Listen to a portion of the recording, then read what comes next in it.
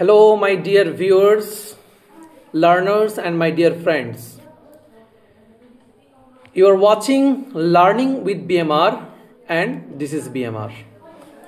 আমরা আগের ভিডিওতে অর্থাৎ এর প্রিভিয়াস ভিডিওতে একটা চ্যাপ্টার ক্লাস 10 এর বই থেকে ওয়েস্ট বেঙ্গল বোর্ড থেকে আলোচনা করেছিলাম, যেটা একটা পোয়েম ছিল। পোয়েমটার নাম ছিল my own true family by Ted Hughes. সেটার সম্পূর্ণ ডিসকাশন আমাদের প্রিভিয়াস ভিডিওতে হয়েছে। যদি তোমরা দেখতে চাও তো অবশ্যই সেই ভিডিওটা আমার প্লেলিস্ট থেকে দেখতে পারো। আশা করি তোমাদেরকে সেই ভিডিওটা ভালো লেগেছে। ঠিক আছে, তো আজকে আমরা আবারও ক্লাস 10 ওয়েস্ট বেঙ্গল বোর্ড থেকে ইংলিশ বুক থেকে একটা চ্যাপ্টার আবার আলোচনা করব বা পড়ব। সহজ একটা চ্যাপ্টার, বাট ইন্টারেস্টিং। আমাদের ক্লাস 10 সিলেবাসগুলো বাস কনফাইন্ড আছে, অনেক মজাদার একটা আলোচনা, নাকি পড়ার বিষয়বস্তুগুলো আমাদের রয়েছে ক্লাস 10 মধ্যে। তো আজকে যে চ্যাপ্টারটা আমরা পড়ব সেই চ্যাপ্টারটার নাম হলো our run away kite. Our run away kite, আমাদের চলে যাওয়া ঘুড়ি। রান অ্যাওয়ে মানে ছিঁড়ে চলে যাওয়া বা কেটে চলে যাওয়া, কাইট মানে তো আমরা সকলেই জানি ঘুড়ি। তো অবশ্যই আমি তোমাদেরকে রিকোয়েস্ট করব যে তোমরা তোমাদের টেক্সট বুকের 37 পেজটা প্লিজ ওপেন করে নাও, যাতে করে আমরা একসঙ্গে সেটাকে ডিসকাস করতে পারি, মিলিয়ে পড়তে পারি। যেহেতু আমি আবারও বলি যে আমার স্ক্রিনে জাস্ট আমার ফেস আসছে, আমার ভয়েস আসছে, বুকের পেজ বা যে টপিকটা আমি পড়াচ্ছি সেটা আসছে না। তো আমি অবশ্যই রিকোয়েস্ট করবো তোমরা বইটা বের করে নাও, যাতে করে বই থেকে মিলিয়ে পড়তে পারো। ঠিক আছে, তো আজকে আমরা ইউনিট 1 পড়বো। তার আগে আমরা পূর্ব আলোচনা হালকা পাতলা করে নেওয়া যাক, তাই না? তো চলো, ইন্ট্রোডাকশন তো হলোই অনেকটাই, আব আমরা টপিকের মধ্যে এসে যাই। Please do open 37 page. Okay, lesson 5, our run away kite, আমাদের চলে যাওয়া ঘুড়ি বা ছিঁড়ে যাওয়া বা কেটে যাওয়া একটা ঘুড়ি। যিনি লিখেছেন lady writer Lucy Maud Montgomery. ওনার সম্বন্ধে একটু ডিসকাশন হালকা করে আমরা দেখব, যেটুকু আমাদের বইয়ের মধ্যে রয়েছে। লুসি মড মন্টগোমেরি 1874-এ জন্মগ্রহণ করেছিলেন এবং তিনি তার দেহ ত্যাগ করেছিলেন এই পৃথিবী থেকে 1942, মানে কি 1942 সালে। তাহলে 1874 সালে তেনার জন্ম হয়েছিল আর তিনি মারা গিয়েছিলেন 1942 সালে।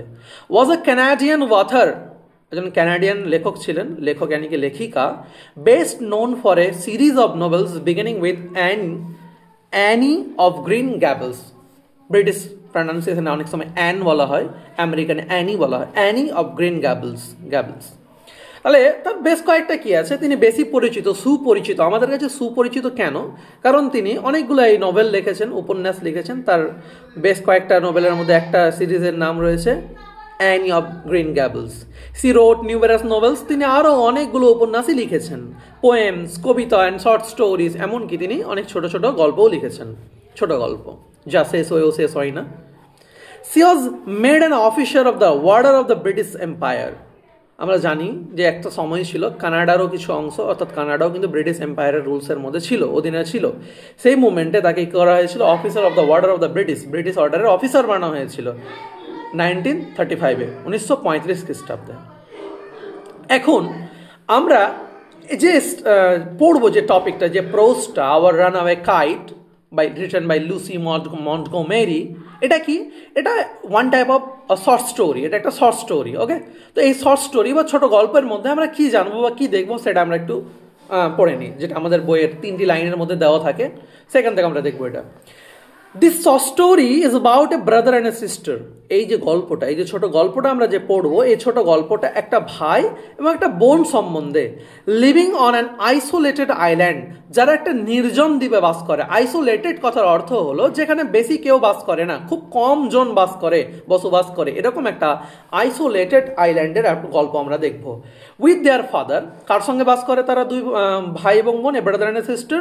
উইথ দেয়ার ফাদার, তাদের বাবার সাথে, হু, যিনি, through a series of incidents, কয়েকটা ঘটনার মধ্য দিয়ে গেট রিউনাইটেড, তাদের পুনর্মিলন ঘটেছিল, রিউনাইটেড ঘটেছিল with their long lost relatives, তাদের দীর্ঘ অতীতে হারিয়ে যাওয়া, লং লস্ট অনেক আগে হারিয়ে যাওয়া যে আত্মীয় ছিল, আত্মীয় পরিজন, পরিবারের যে ব্যক্তিবর্গ ছিল তাদের সঙ্গে যে হারিয়ে গিয়েছিল, তারা যে হারিয়ে গিয়েছিল বেশ কয়েকটা ঘটনার মধ্য দিয়ে তার সঙ্গে তার বাবা এমনকি সে বাচ্চা ভাই বোন তাদের প্রত্যেকের কি হয়েছে, তার পরিবারের পূর্বে হারিয়ে যাওয়া, অনেক আগে হারিয়ে যাওয়া একটা পরিবারের সঙ্গে পুনর্মিলন ঘটবে, তার সম্বন্ধেই মূলত এই আলোচনা। It is a touching tale, TALE tale, tale মানে হলো গল্প, আর TAIL টেল, টেল মানে হলো কোনো পশুর বা কোনো জিনিসের লেজ। তো ইন্টারেস্টিং জিনিস ইংরেজি অবশ্যই বুঝতে পারছো। আমরা ছোটবেলায় একটা গল্প পড়েছিলাম, আ টেল অ্যাবাউট এ টেল, অর্থাৎ একটা গল্প লেজ সম্বন্ধে। প্রথম টেল মানে হলো গল্প, আর পরের TAIL টেল মানে হলো লেজ। তো it is a touching tale, TALE tale, এটা একটা হৃদস্পর্শী একটা গল্প, that underlines the values of the relationship, যা তুলে ধরে আত্মীয়তার মূল্যবোধকে। অর্থাৎ আত্মীয়তাটা কি জিনিস, অর্থাৎ ফ্যামিলি থাকাটা, রিলেশন থাকাটা কি জিনিস, তার সম্বন্ধে আমাদেরকে ডিসকাস করাবে এই গল্প, এই ছোট গল্পের শর্ট স্টোরি। অর্থাৎ আমরা এই পৃথিবীতে সবাই একা, কিন্তু আমাদের সুখের মধ্যে, আমাদের দুঃখের সময়ে, আমাদের প্রয়োজনে যদি আমরা আমাদের পাশে পরিবারকে পাই, তাহলে আমরা অবশ্যই সেই সুখ, সেই দুঃখ, সেই কষ্ট, সমস্ত বাধা বিপত্তিকে এড়িয়ে যেতে পারবো বা অতিক্রম করে যেতে পারবো যদি আমাদের আত্মীয় থাকে। সে আত্মীয় যে কেউ হতে পারে, বাবা, মা, পিসি, পিসা, মেসো, anybody, that can be anybody, even it can be your wife, এটা তোমার স্ত্রীও হতে পারে। If you are a lady, তুমি যদি একটা মেয়ে হও, he can be your husband, loving husband. অর্থাৎ আত্মীয় বলতে যে কেউ হতে পারে। অর্থাৎ এই পৃথিবীতে যার আত্মীয় নেই, সে নিজেকে একান্তই একাত্তর মধ্যে পায়, একা ফিল করে এই পৃথিবীর মধ্যে। তো অবশ্যই আমাদের প্রত্যেকের আত্মীয় থাকা উচিত। আর হ্যাঁ, আমরা এই পরিবেশে একটা জিনিস পরিলক্ষিত করি, দেখি, অর্থাৎ আমাদের প্রত্যেকেরই আত্মীয় তো থাকে, কিন্তু আত্মীয়ের মতো আত্মীয় আমাদের কিন্তু থাকে না। কেন? কারণ এই পরিবেশে, এই পৃথিবীতে বাঁচতে গিয়ে এই পৃথিবীতে বাঁচতে গিয়ে, চলতে গিয়ে কোনো না কোনো কারণে আমাদের মধ্যে ঝগড়া বিবাদ বেঁধে যায়। আর এই ঝগড়া বিবাদের কোনো কারণে, এই ঝগড়া বিবাদের কারণেই আমরা কি হই, আমরা নিজের আত্মীয়তা ছেড়ে দিয়ে, আত্মীয়তা ত্যাগ করে দিয়ে সেখান থেকে আমরা দূরে চলে যাই। অনুরূপে এই যে ঝগড়া বিবাদ, যে কথাটা আমি তোমাদের সামনে তুলে ধরতে চাইলাম এখন, সেই ঝগড়া, সেই কোনো একটা রিজন, সেই অনুরূপ রিজনের কারণেই কিন্তু আজ এই গল্পের মধ্যে যে বালক এবং বালিকার, ভাই এবং বোনের, সিস্টার অ্যান্ড ব্রাদারের কথা বলা হয়েছে, তার পিতা এর সঙ্গে তার আত্মীয়দের বিচ্ছিন্নতা ঘটবে। তো এই ছিল আমাদের ইন্ট্রোডাকশন। তাই আমি বলবো, আমরা নিজের আত্মীয়দের সঙ্গে ঝগড়া করব না, আত্মীয়দের সঙ্গে একটা ভালো রিলেশন ফলো করব। কারণ আমাদের প্রবলেমের টাইমে, আমাদের প্রয়োজনের টাইমে পাশের লোক কখনোই আসবে না, আসলেও রেয়ার কেস আমাদের আসবে কিন্তু আত্মীয়। তাই আত্মীয়তার সম্পর্ক, আত্মীয়তার বাঁধন ছিন্ন আমরা করতে চেষ্টা করব না। অবশ্যই আমি সেই মুমেন্টে নিজেকে কিছু সময়ের জন্য ছোট মনে করে নিব, যাতে করে ঝগড়াটা না বাঁধে। যদি দুজনেই সমান সমান অধিকারী হতে চাই, সমান লেভেলে আসতে চাই, তো কি হবে, ও ভাববে আমি ছোট হব না, ও ভাববে আমি ছোট হব না, ফলে তর্ক বাঁধবে, ঝগড়া হবে, মারপিট হবে, খুনাখুনি হবে, হানাহানি ঘটবে। তাই অবশ্যই আমার তরফ থেকে রিকোয়েস্ট, ইভেন লুসি মন্টগোমেরি, যিনি আমাদের রাইটার রয়েছেন, লেডি রাইটার, তিনিও আমাদেরকে জানাবেন যে ঝগড়া বিবাদ না করে আত্মীয়তার সম্পর্ক ছিন্ন না করা, অর্থাৎ পরস্পরের সঙ্গে ভালো রিলেশনশিপে থাকা। ঠিক আছে, তো চলো এবার আমরা এই জিনিসটাকে জেনে নিই, তিনি কিভাবে বর্ণনা করেছেন, গল্পটাকে আমাদের সামনে তুলে ধরেছেন। চলো আমরা এবার 37 পেজ অবশ্যই ওপেন করে নিয়েছি হয়তো। এবার আমরা ইউনিট 1টা স্টার্ট দিই। ঠিক আছে, চল। Of course there was nobody for us to play with. হ্যাঁ, সত্যি সত্যি কেউ ছিল না ফর আস, আমাদের জন্য, টু প্লে উইথ, খেলার জন্য, অর্থাৎ আমাদের সঙ্গে খেলার জন্য কেউ ছিল না। কোথায়? On the big half moon island, big মানে বড়, হাফ মানে অর্ধ, মুন মানে চন্দ্রাকৃতি, অর্থাৎ বড় অর্ধ চন্দ্রাকৃতি দ্বীপে, অর্থাৎ একটা দ্বীপ, যে দ্বীপে তারা হয়তো বাস করতেন বা বাস করতো, সেই দ্বীপটা ছিল অর্ধ চন্দ্রাকৃতি, বড় ডিজাইনের দেখতে। তো এর বাংলা শুনতে একটু কটু মনে হবে, তো আমি ইংরেজিতে বিগ হাফ মুনই বলবো এটাকে। Okay fine. Two play with on the big half moon, তাহলে বিগ হাফ মুনে সত্যি সত্যি আমাদের সঙ্গে খেলার মতো কেউ কিন্তু ছিল না। We just had to make the most of each other and we did. And আমাদেরকে কি করতে হতো? We just had to make the most of each other. এই যে টু মেক দ্য মোস্ট, এটা একটা ইংরেজির গুরুত্বপূর্ণ একটা ইডিয়াম ফ্রেজ বলতে পারো। এর মানে হলো সৎ ব্যবহার করা, অর্থাৎ যে জিনিসটা আমার কাছে আছে, যেই সুযোগটুকু আমার কাছে আছে, সেই সুযোগকে সৎ ব্যবহার করা। অর্থাৎ আমরা বাংলা একটা প্রচলিত প্রবাদ শুনেছি, নেই মামার চাইতে কানা মামা ভালো, তাই না? অর্থাৎ আমার যদি মামাই না থাকে তো মামার মর্ম আমি বুঝবো না, যদি কানা মামাও থাকে অর্থাৎ অন্ধ মামাও থাকে তো উনি তো আমার মামা, মামার মর্মটা আমরা বুঝতে পারবো। অনুরূপভাবে আমার কাছে কিছুই যদি না থাকে, একটুটুকু অল্প পরিমাণের কিছু যদি থাকে, তবে সেটারও আমরা সদ্ব্যবহার করব, সেটাকে ইউটিলাইজ করব। তো অনুরূপভাবে এখানে তাদের সঙ্গে খেলার মতো কেউ কিন্তু ছিল না, তাই তারা কি করতো? We just had to make the most of each other, তাই আমাদেরকে সেই টুকুরই সদ্ব্যবহার করতে হতো। And we did. হ্যাঁ, করতে হতো তার মানে এই নয় যে করতে হতো বাস থেকে গেল, আর আমরা তাই করতাম। উই ডিড, আমরা করেছিলাম, সেটাই করেছিলাম। The two make the most, এই যে ওয়ার্ডটা, এই যে ফ্রেজটা, ইডিয়াম ফ্রেজটা, এর যদি ডিকশনারি সার্চ করো বা গুগল সার্চ করো তো তুমি এরকমটা দেখতে পাবে। আমি এখানে রাইট ডাউন করে রেখেছি তোমাদেরকে বোঝানোর জন্য। To fully appreciate, utilize and cherish the time and connection with one another often because that time is limited. সময়টা সীমিত, সেই সীমিত সময়তে সেইটুকু জিনিসকে ইউটিলাইজ করা। Okay, now next para, next line. We live on the big half moon island, আমরা big half moon দ্বীপে বাস করি। উই অর্থাৎ আমরা। এখন আমরা কারা? উই আর, আমরা হলাম এখন, নাও এখন, এই মাত্র, এই সময়ে, প্রেজেন্ট, অ্যাট প্রেজেন্ট আমরা হলাম father, Claude and I and aunt Esther and Mimi and Dick. অর্থাৎ আমরা কারা? আমরা হলাম বাবা, ক্লাউড, আমি অর্থাৎ আমি নিজে, আন্ট এস্তার পিসিমা এস্তার, মিমি অ্যান্ড ডিক অর্থাৎ পিসিমার ছেলে এবং মেয়ে Mimi Dick. It use to be only father and Cloud and I. তবে হ্যাঁ, আমাদের অভ্যাস ছিল, আমরা আগে এতজন ছিলাম না। ইট ইউজ টু বি, এটা এরকম ছিল যে আমরা শুধুমাত্র সেখানে থাকতাম অনলি ফাদার, কেবলমাত্র পিতা অর্থাৎ বাবা, অ্যান্ড ক্লাউড অর্থাৎ ক্লাউড, অ্যান্ড আই এবং আমি, আমরা তিনজন। কিন্তু আমরা আগের লাইনে দেখলাম এখন তার পিসিমা রয়েছেন, aunt Esther and Mimi and Dick. It is wall on account of the kite that there are more of us. তবে হ্যাঁ, তোমাদেরকে একটা কথা আমি বলতে চাই, কি জানো? It is wall on account of the kite. এটা ওই সমস্ত ওই ঘুড়ির কারণে, ওই একটা গুড্ডি, যেটা আমরা গ্রামীণ ভাষায় বলি গুড্ডি, ঘুড়ি, কাইট, ওই কাইটের কারণে that there R more of us, যে আমাদের বেশিরভাগ জন, এই যে আমরা আরও যে এক্সট্রা তিনজন ব্যক্তির নাম বললাম, বা আমরা তিনজন আর তিনজন পিসিমা এস্তার, ডিক অ্যান্ড মিমি, আর আমরা তিনজন, এই যে ছজন টোটাল, আমরা বেশি জন এখানে কেন আছি সেই জিনিসটা আমরা তোমাদেরকে বলবো। আর এই সমস্ত রিজনটা কার জন্য? কাইটের জন্য। That is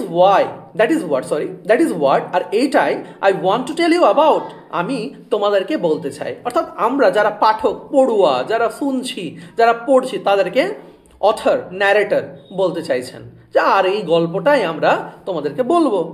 father is the keeper of the big half moon light house, বাবা বিগ হাফ মুন লাইট হাউসের রক্ষক। আমরা জানি লাইট হাউস কি।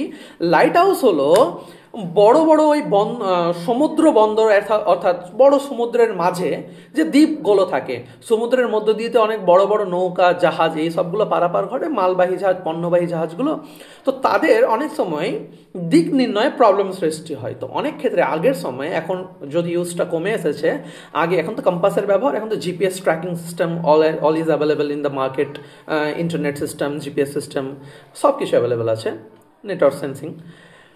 আগে যখন এই জিনিসটা ছিল না, তখন কিন্তু লাইট হাউস থেকে লাইট দিয়ে তাদেরকে দেখানো হতো যে এখানে কোনো বিপদ থাকতে পারে, বা তোমার যাওয়ার পথ এই সাইড থেকে লেফট টু রাইট, বা এই পেছন থেকে সামনে এগিয়ে যাও, এই পথ বরাবর, এভাবে তাদেরকে কী করা হতো? একটা পাওয়ারফুল লাইট দিয়ে দিক সূচিত করা হতো, চিনিয়ে দেওয়া হতো, জানান দেওয়া হতো। ওটা হলো লাইট হাউস থেকে যে লাইট জ্বালানো, ওটাই লাইট হাউস, বাতিঘর বাংলাতে বলা হয়। তো আমার পিতা আমার বাবা ওই লাইট হাউস যে ছিল বাতিঘর, ওই বাতিঘরের একজন রক্ষক, কিপার, মানে ওটাই ওর বাবার চাকরি, জব ওটা, ওই জন্য তার আগে ওখানে থাকতে হয় বিগ হাফ মুনের মধ্যে ওই জবের উদ্দেশ্যে। আই এম 11 years old, আমার বয়স 11 বছর। ক্লাউড ইজ 12, আর ক্লাউড না আমার সাথে 1 বছরের বড়, হি ইজ 12 years old, তার বয়স 12 বছর। ইন উইন্টার, শীতকালে, when the harbour is frozen over, যখন বন্দর ফ্রোজেন ওভার, বরফে ঢেকে যায়, we all move over to the mainland, আমরা কোথায় ফিরে যাই, আমরা মূল ভূখণ্ডে ফিরে যাই, অর্থাৎ দ্বীপ। What is an island? আইল্যান্ডটা কি? আইল্যান্ড হলো চারিদিকে জল বেষ্টিত একটা ভূভাগ, অর্থাৎ চারিদিকে জল মাঝে স্থল, এরকম একটা ভূভাগকে আমরা কি বলে থাকি? আইল্যান্ড। এবার আইল্যান্ডে যখন উইন্টার সিজন আসে, উইন্টার সিজনে ঠান্ডার কারণে সেই জায়গাতে সমস্ত জলগুলো ও স্থানগুলো বরফে ঢেকে যায়, কারণ অনেক ঠান্ডার সিজন চলে তো বরফে ঢেকে যায়, সেই সময় তো ওখানে বসবাসের অযোগ্য হয়ে যায়। তখন তারাকে ওই কিছু সময়ের জন্য উইন্টার সিজনটাতে তারাকে রিটার্ন চলে যেতে হয় তাদের নিজস্ব মেন ল্যান্ড, মূল ভূখণ্ড, অর্থাৎ নিজের বাড়িতে, যেখানে তাদের পূর্ব বাড়ি, নিজের সত্যিকারের বাড়ি, সেই মূল ভূখণ্ডে ফিরে যেতে হয়। As soon as spring comes, আর যখনই আবার বসন্তকাল আসে, অর্থাৎ উইন্টার সিজন পার হওয়ার পর বসন্তকাল আসবে, অর্থাৎ উইন্টার কেটে যায়, back we sail to our own dear island, আমরা ফিরে যাই, ব্যাক উই সেল, আমরা পুনরায় পাড়ি দিই, two our own dear island, আমাদের প্রিয় আইল্যান্ড, অর্থাৎ আমাদের প্রিয় দ্বীপে। অর্থাৎ তাদের মূল ভূখণ্ডে বাড়ি হতে পারে, নিজস্ব বাসভূমি হতে পারে, কিন্তু তাদের সেই একটা স্থান আইল্যান্ডে থেকে থেকে তাদের প্রাণের চেয়েও প্রিয় হয়ে উঠেছে সেই আইল্যান্ডটা, অর্থাৎ সেই আইল্যান্ডটাকে তারা অতি ভালোবাসে, তাদের অনেক পছন্দের একটা স্থান।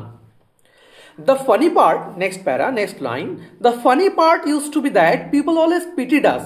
তবে হ্যাঁ, সবচেয়ে মজার জিনিস বা হাস্যকর একটা অংশ আমার এরকমটা ফিল হতো, ন্যারেটর বলছেন যে পিপল অলওয়েজ পিটিড আস, লোকেরা আমাদের জন্য সর্বদাই করুণার একটা ছল করতো, করুণা দেখাতো আমাদের উপর, করুণার ছল না, সরি, মানে করুণা করতো আমাদের উপর। As when the time came for us to return, যখন আমাদের ফিরে যাওয়ার সময় আসতো, অর্থাৎ মূল ভূখণ্ড থেকে যখন আমরা আবার আইল্যান্ডে ফিরে আসতাম, তখন ওই মূল ভূখণ্ডের ব্যক্তিবর্গ, মানুষেরা আমাদের জন্য মায়া দেখাতো, আমাদের জন্য করুণা করতো, যে তোমরা চলে যাবে, তোমাদের কেউ থাকবে না, তোমরা সেখানে একা একা থাকবে। তো পরের লাইনে উল্লেখ আছে এটা, দে সেড, তারা বলতো, we must be so lonesome over there, আমরা হয়তো সেখানে অনেক একাকী থাকি, একা লাগে আমাদেরকে হয়তো সেখানে, with no other children near us, কেন? কারণ আমাদের চারপাশে কোনো শিশু নেই, কোনো বাচ্চা নেই।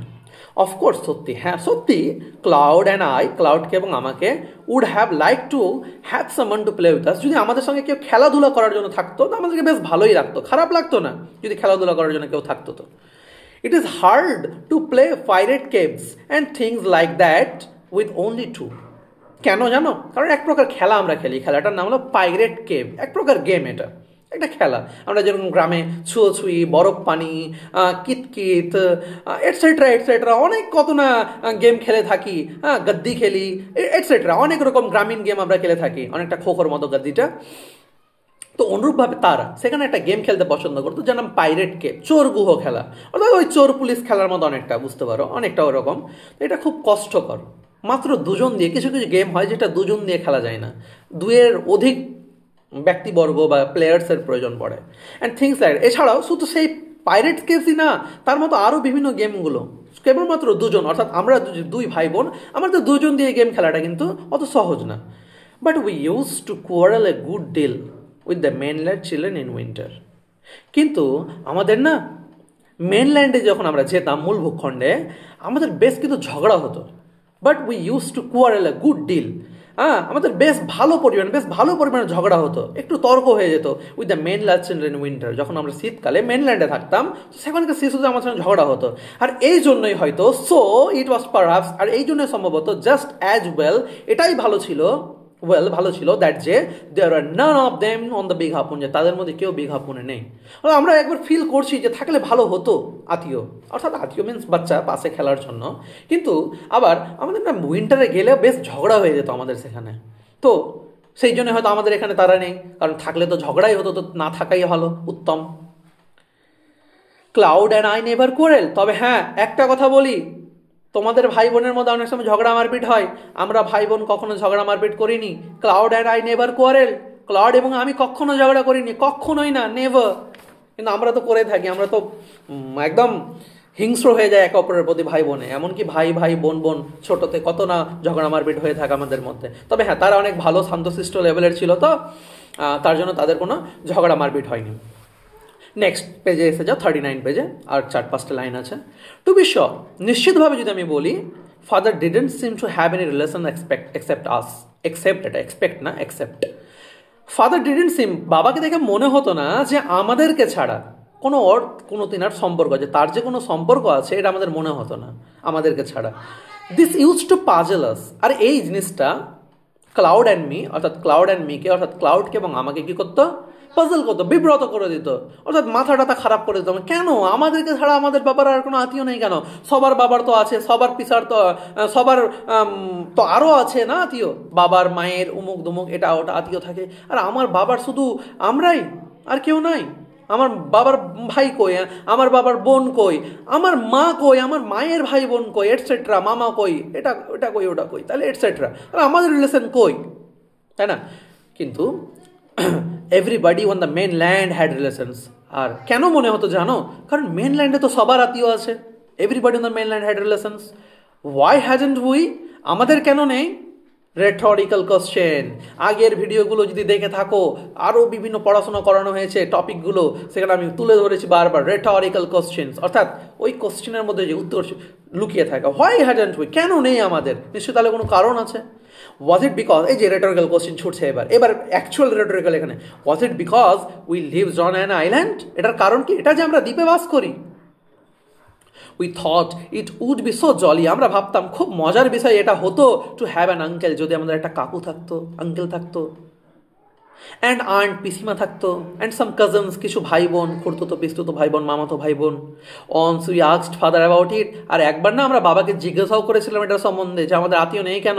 But he looked so sorrowful, কিন্তু তাকে দেখে এতটাই দুঃখিত মনে হয়েছিল, দ্যাট উই উইজড, আর আমরা ইচ্ছা প্রকাশ করেছিলাম, তাকে দেখে এরকমটা আমাদের ফিল হয়েছিল, উই হ্যাডেন্ট, যে আমরা জিজ্ঞাসা যদি না করতাম না তাকে, যে আমাদের আত্মীয় কই, আমরা একাকী কেন, আমাদের জিজ্ঞাসা করাটাই অনুচিত হয়েছে। আমার বাবার মুখের চেহারা, মুখের গঠন, তার চোখ, তার চেহারার আকৃতি দেখে আমাকে ফিল হয়েছিল তিনি হয়তো কেঁদেই দিবেন, অর্থাৎ আমাদের জিজ্ঞাসা করাটাই উচিত হয়নি। But he looked so sorrowful, তাকে দেখে এতটাই দুঃখিত মনে হলো, আমাদের জিজ্ঞাসা করাটাই ঠিক হয়নি। হি সেড, তবে তিনি বলেছিলেন, ইট ওয়াজ অল হিজ ফল্ট, এই সমস্ত কিছুটাই তার কারণে হয়েছে, তার দোষ ছিল। Cloud and I didn't understand, cloud এবং আমি বুঝতে পারিনি হোয়াট হি মিন্ট, তিনি কি বুঝাতে চেয়েছিলেন। তাহলে এখানেই আমাদের এই ইউনিট 1 কিন্তু শেষ হলো। অর্থাৎ আমরা যদি ইউনিট 2 আর ইউনিট 3 পড়ে না থাকি, তাহলে সত্যি সত্যি আমরাও কিন্তু বুঝতে পারবো না যে বাবা কেন আত্মস্বীকার করছেন এখন এই ক্ষেত্রে, যে আমার কারণে এই সমস্ত কিছুটা ঘটেছে। অর্থাৎ আত্মীয় কই বাবা, বাবা তোমার আত্মীয় কই, এই কথা যখন বাবাকে জিজ্ঞাসা করা হলো, বাবা নিজের মাথা নত করে আত্মস্বীকার করে দুঃখের ছলে তুলে ধরলেন, বললেন এই সমস্ত কিছুটা আমার দোষ ছিল। তবে হ্যাঁ, ঝগড়া মারপিট তো হয়, আমরা অলরেডি বলি বা বলেওছি শুরুর দিকে ঝগড়া মারপিটের কথা, যে পরিবার পারিবারিক কিছু তর্ক বিতর্ক ঝগড়া হয়েই থাকে। তো এখন বাবা পরে নত স্বীকার করছেন, বাবা পরে বুঝতে পারছেন যে সমস্ত কিছুটা আমার কারণে হয়েছে। পরে আমরা আরও দেখব কিছু দুঃখজনক ঘটনা আছে তার ভাই এবং তার বোন সম্বন্ধে, আন্ট এস্থার সম্বন্ধে। তো বাবা এই জিনিসটা, যে মুমেন্টে তাদের ঝগড়াটা স্টার্ট হচ্ছিল, যে রিজনে স্টার্ট হচ্ছিল, সেই মুমেন্টে যদি বুঝে যেতেন, নিজেকে যদি একটু তাদের চাইতে খাটো করে নিতেন, তাহলে অবশ্যই এই দুর্ঘটনাগুলো যেটা আমরা সামনে দেখব, সেই জিনিসগুলো ঘটতো না, বা তার আত্মীয়তা থেকে তিনি হতেন না। কিন্তু তিনি হয়েছেন, কারণ তিনি সেই মুমেন্টে বুঝতে পারেননি। তবে হ্যাঁ, মানুষ দেরিতে বুঝুক, কিন্তু বুঝুক, মানুষের বোঝাটা অনেক বড় বিষয়। মানুষ নিজের ভুলগুলো, নিজের প্রবলেমসগুলো, নিজের ত্রুটিগুলো, নিজের এরার্সগুলো বুঝতে পারুক, এটাও তো অনেক বড় একটা শিক্ষা। আমরা ভুল করার পরেই তো শিক্ষা অর্জন করি। টু আর ইজ হিউম্যান, এটা তো প্রচলিত ইংরেজি প্রবাদ, মানুষ মাত্রই ভুল, and to forgive is divine. আর ভগবান মানেই তো ক্ষমা করবে, ভগবান মানেই তো ক্ষমার একটা জিনিস, তাহলে তিনি তো ক্ষমা করবেন, আর আমরা তো ভুল করবই। আমরা তো সৃষ্টি হয়েছি ভুল করার জন্যে, আমরা ভুল করবো আর তিনি ক্ষমা করতে থাকবেন। তবে হ্যাঁ, আমরা যতটা পারি নিজেকে ডেভেলপ করব, আমরা নিজের ত্রুটি মুক্ত হব, ত্রুটি থেকে দূরে থাকার চেষ্টা করব। হ্যাঁ, ঠিক আছে, তাহলে আমাদের ডিসকাশন আজকে এখানে শেষ করছি। অবশ্যই তোমরা ভিডিওটা এনজয় করো, প্লিজ কমেন্ট করো, আর পারলে চ্যানেলটা সাবস্ক্রাইব করে না। বাই, ইউনিট 2 এর সঙ্গে পরে দেখা হবে। Take care. Love you guys, bye by.